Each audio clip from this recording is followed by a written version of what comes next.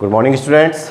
84 video हमारी चल रही हैं और इसमें हम बात कर रहे थे 11.2 पे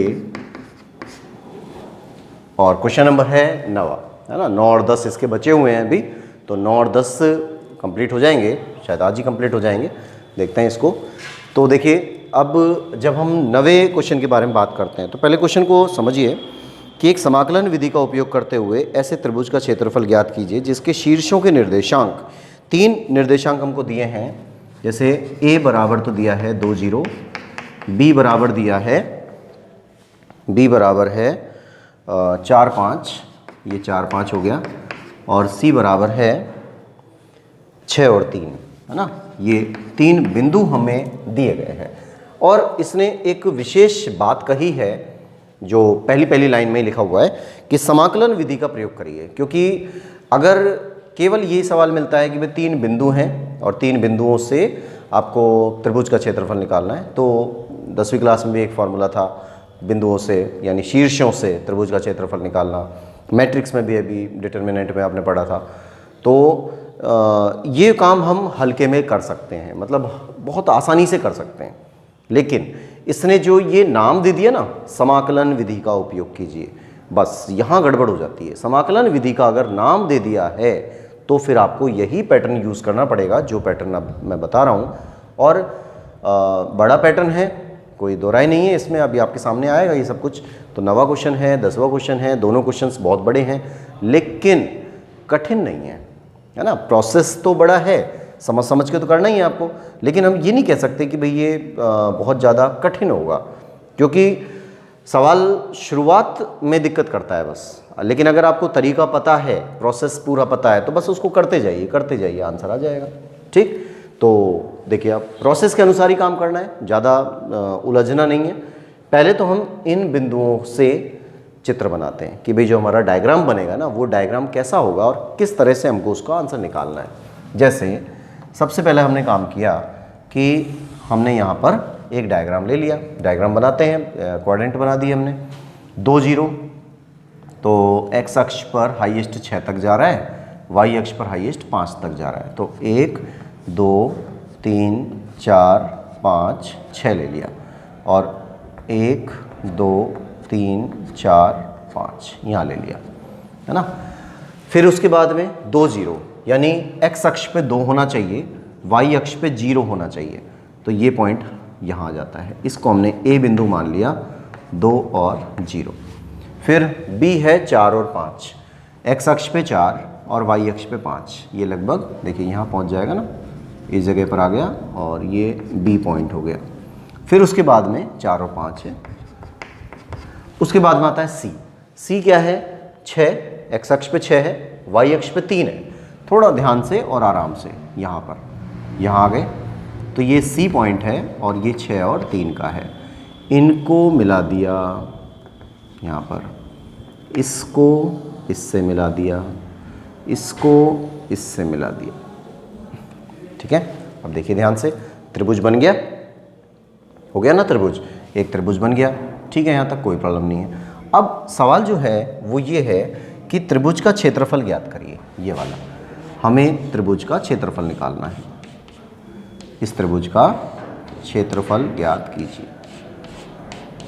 तो अभी मैं कोई शॉर्ट तरीका नहीं बता रहा हूँ इसका, अभी मैं बहुत डिटेल वाला तरीका ही बता रहा हूँ आपको, है ना। तो इस त्रिभुज का क्षेत्रफल ये निकालना है। त्रिभुज का जो डायग्राम है वो इस प्रकार का बना हुआ है।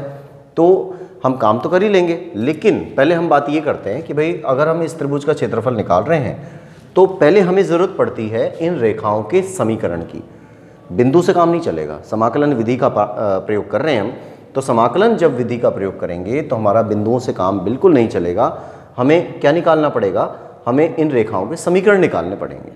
ठीक है, तो पहले हम बात करते हैं समीकरण के बारे में, और समीकरण है, जैसे हमने निकाल लिया, मान लीजिए हम पहले बात कर रहे हैं इसकी ए बी रेखा की, तो हम यहाँ निकालते हैं ए बी रेखा का समीकरण, ए बी रेखा का समीकरण निकालते हैं। अब ए बी रेखा का समीकरण निकालते हैं तो ए और बी 2 बिंदु ही तो हैं, ये एक बिंदु ये वाला है, एक बिंदु ये वाला है, तो जब हम बिंदु की बात कर रहे हैं, है ना, यहाँ पर हम बिंदु की बात कर रहे हैं, तो जब हम बिंदु की बात करते हैं तो आपको ये पता है कि दो बिंदुओं से गुजरने वाली रेखा का समीकरण, जो 11वीं क्लास में हमने बताया था आपको कि दो बिंदुओं से गुजरने वाली रेखा का समीकरण होता है, उसका फॉर्मूला क्या है, y minus y1 y2 minus y1 upon x2 minus x1 और x माइनस x1। ये दो बिंदुओं से गुजरने वाली रेखा का फार्मूला होता है। ठीक है, अब इसके लिए जब काम करते हैं तो y माइनस y1 क्या चीज़ है, पहले तो बिंदु के नाम रखने हैं, जैसे जिसका नाम पहले आ गया हम उसको जनरली फर्स्ट ले लेते हैं, तो x1 y1 और ये वाला हो गया x2 y2। तो y माइनस y1 मतलब 0, तो y माइनस 0 हो गया। y2 माइनस y1, अब y2 माइनस y1 यानी 5 minus 0, x2 minus x1 4 minus 2, तो 4 माइनस 2 हो गया बराबर वो इंटू x माइनस x1 की जगह पर 2 आ गया, है ना। इनको सॉल्व किया तो y बराबर 5/2, 5/2 आ गया यहाँ से, और यहाँ से आ गया x माइनस 2, ये नंबर 1 हो गया। ठीक है, ये हमने मान निकाल लिया और y का मान हमें ये प्राप्त होता है, कोई प्रॉब्लम नहीं है यहाँ तक। उसके बाद में अब हम निकालते हैं BC रेखा का समीकरण, ये वाला। तो BC रेखा का समीकरण, आप देखिए जब BC रेखा का समीकरण निकालते हैं तो सूत्र तो यही रहेगा। क्यों रहेगा सूत्र यही, क्योंकि जब हम BC रेखा का समीकरण निकाल रहे हैं तो एक बिंदु ये दिया हुआ है और एक बिंदु ये दिया हुआ है, दो बिंदु दिए हुए हैं, दो बिंदुओं से गुजरने वाली रेखा का समीकरण निकालना है। तो दो बिंदुओं से गुजरने वाली रेखा का समीकरण क्या होता है, y माइनस y1 बराबर y2 माइनस y1 बटे x2 माइनस x1 और x माइनस x1। इसमें मान रखिए तो y की जगह पर ये y तो y रहेगा y1, अब b को तो मानना है x1 y1 और c को मानना है x2 y2। y1 की जगह पर आ रहा है 5, यहाँ 5 हो गया, y2 माइनस y1 3 माइनस 5 हो गया, 3 माइनस 5 हो गया, x2 माइनस x1 6 माइनस 4, तो 6 माइनस 4 हो गया, x माइनस x1 की जगह पर 4 हो गया। ठीक है, फिर उसके बाद में